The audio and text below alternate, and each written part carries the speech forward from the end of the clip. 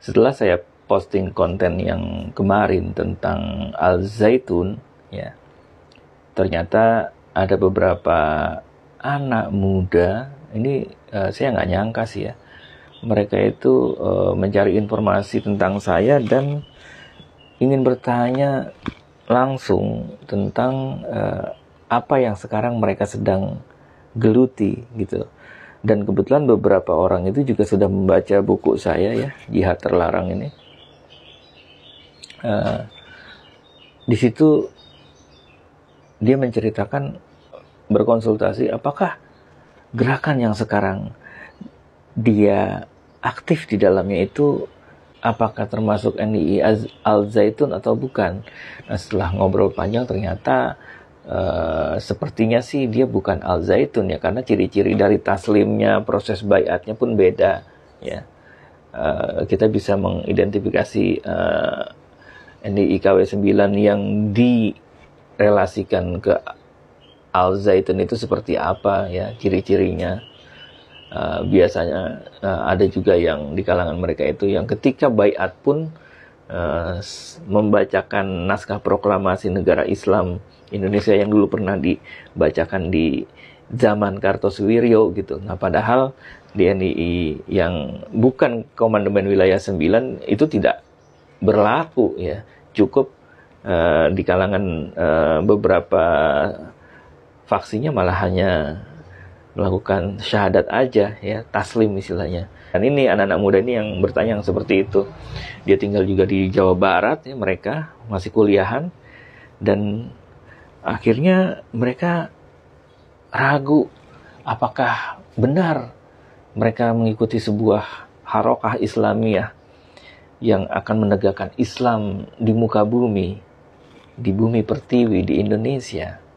Dan mereka minta saran sih ke saya, berdasarkan riset saya yang pernah saya lakukan di Jawa Barat ya. Di situ banyak orang kalangan tua yang dulunya juga tentara Islam Indonesia. Tidak ada pesan dari almarhum Imam Kartosuwiryo untuk mewariskan perjuangan ini ke generasi muda, ke generasi saat ini.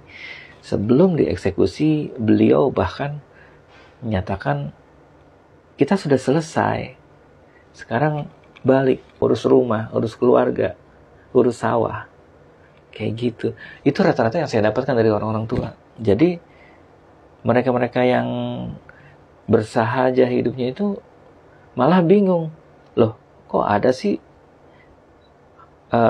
orang-orang yang mengatasnamakan NII ya.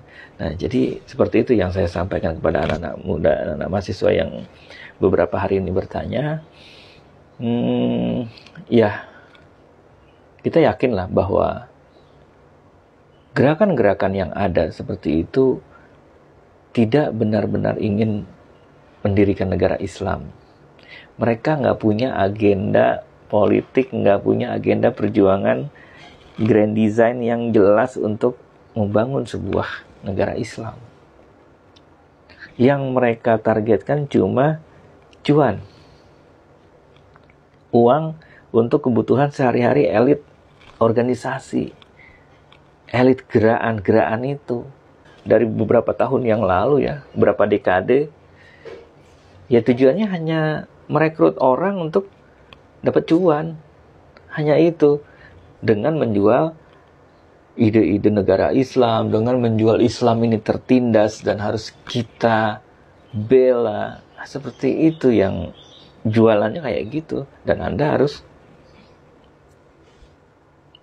bayar infak, wajib. Bahkan ada beberapa kelompok yang menargetkan.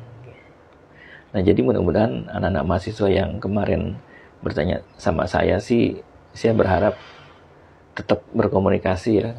Saya sarankan kalau memang mau memperjuangkan ide-ide, gagasan-gagasan keagamaan, mending mendekat kepada tokoh-tokoh agama ya. Mau kiai, mau ustadz, mau habib, siapapun tokoh-tokoh agama yang kredibel, yang kita lihat bisa mempertanggungjawabkan keilmuannya, nasab ilmunya. Atau kalau minat ke politik, ya masuk aja partai politik, ya. Apakah harus partai politik yang berasaskan agama? Enggak juga, ya. Masuk aja ke partai politik apapun yang menurut kamu kira-kira itu kamu bisa mengaktualisasikan minat politik kamu di situ. Kamu percaya dengan orang-orang yang ada di situ. Tidak harus yang beridentitas agama, nasionalis dan sebagainya.